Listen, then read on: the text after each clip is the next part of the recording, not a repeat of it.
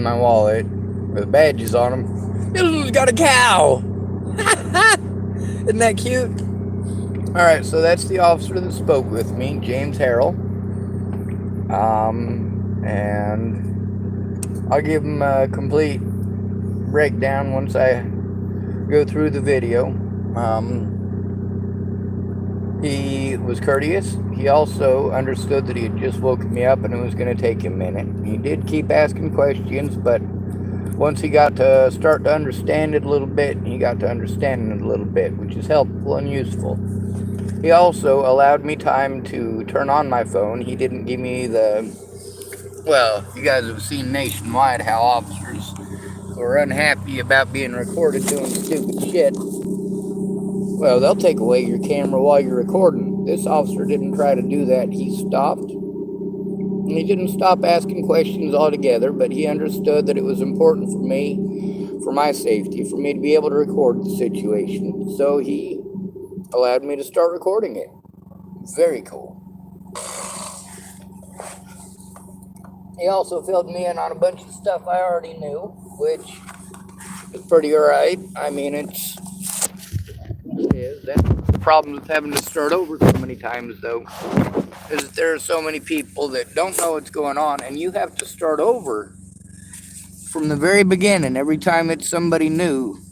Even if it's somebody who thinks they know everything about the situation because they watched 100 web sleuth groups. Yeah, you listened to some web sleuths. You didn't look at evidence. So, yeah, you may have these good and great ideas, but your good and great ideas aren't based on the reality of the situation. They're based on what you heard.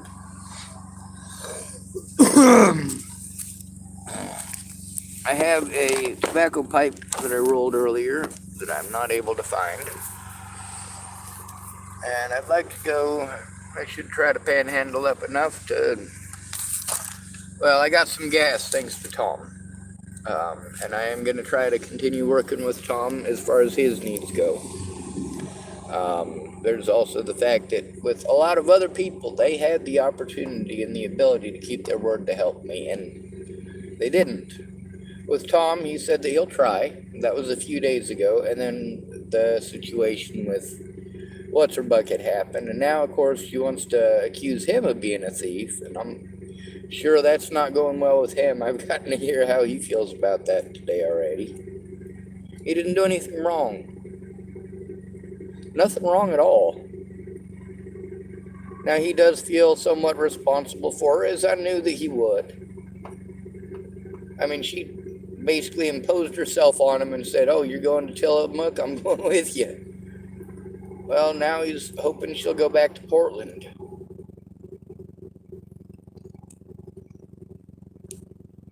Anyway, he's probably, if my sleep need was any indicator, he needed sleep just as much, if not more so, because that lady is a very difficult person to be around. She doesn't shut up from the time she wakes up to the time she goes to sleep. But she wants everybody around her to shut up, which drives them nuts. But they're not allowed to speak. Anyway, the officer that I spoke with, he did not escalate the situation. He did attempt to de-escalate it, and he did a great job because it wasn't escalated to begin with, and it didn't become escalated. That just tells me he does not work for Boulder Police Department or Dual County Sheriff's Department. It's a good thing. Alright, so anyway, I like the officer I talked to, and not just because he smiled, and he did. And not just because he shared a bit of his personal information, because I don't care about his personal information. However, it does help me to have a connection with him as far as growing up as a poor folk. And that helps to establish communications, because it helps to establish him as a human being in my mind, same as it should be established in his mind that I am as well am a human being. As far as the kids that were running around here beating people up in Tillamook that he spoke about, yeah, he wasn't the only one who told me about that. The other ones were not officers. It was just two other guys who have been here for a while. And we know that's happening nationwide. It's not like it's anything new. That's one of the problems, is that it's not anything new. We got a lot of officers who speak about how broken the system is, but they're still police officers. Why is that? These are questions for them, I suppose. Anyway, I'm SOL on the services until Monday, which I already knew. There were phone calls I should have made today, but we got what we could done this morning, and this afternoon I've been exhausted. I'd like to go find some coffee money. That'd be great, but I think at the moment I should just be trying to get water, because I had coffee. Matter of fact, I'm going to put some sugar and some creamer in it. Hopefully I have some more in here somewhere. Also, there's the fact that I did not get down to turn in those bottles today, which I'm going to try to do just in case Tom needs something. I doubt it, though. As long as he's got a safe place to put his stuff, he should be okay, according to what he has to say, which I would hope he knows his situation better than me and knows his abilities better than me, because he better. He's been in that body for 80 years, and I've only known him for 4 or 5 days, maybe 6.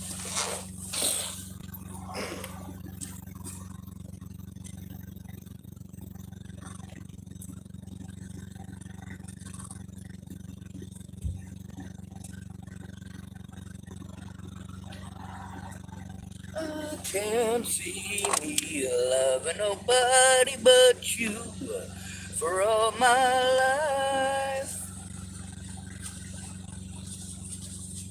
Anyway, I did try to be as honest with that officer as I could be. Matter of fact, I would have loved to tell him my whole life story. He had another call to go on, or other people to help. He was doing his job as not as a mandated reporter, but doing his job to do the wellness check and make sure I'm not a corpse. So he did his job quite well as far as that goes. As you can see, I'm not dead.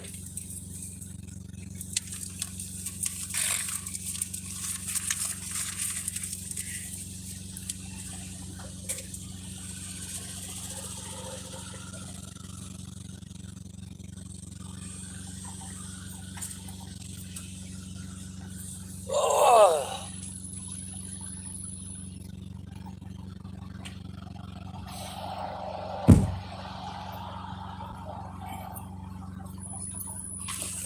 Boy.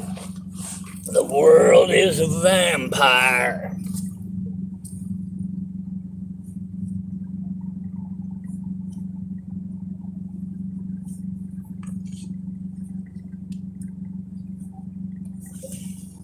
Does that look beautiful?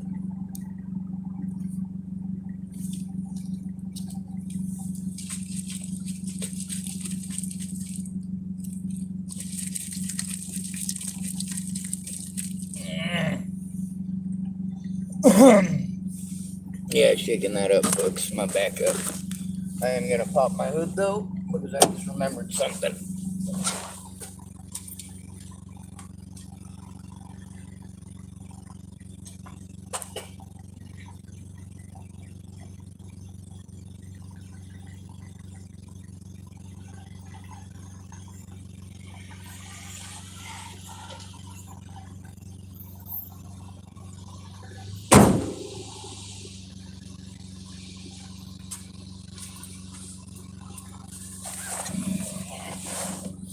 Alright, so tree sap has 1,000,001 wonderful uses.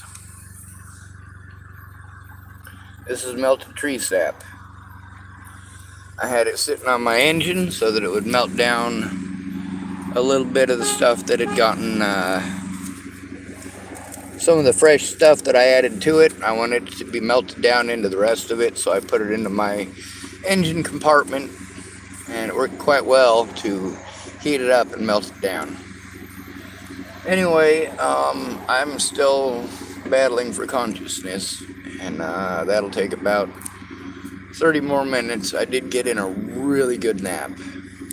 Anyway, I do want to thank James Harrell for not being a dick.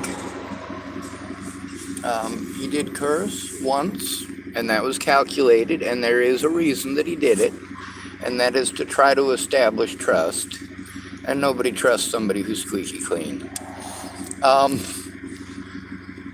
The situation with me smoking pot, I do smoke pot in order to fit into the homeless community where nobody trusts you if you're squeaky clean.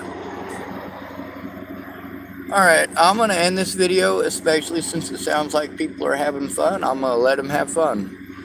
Good to be rid of you. Thanks for coming to visit. Stay out of trouble or don't get caught. Remember, you are your brother's keeper, and no victim left behind.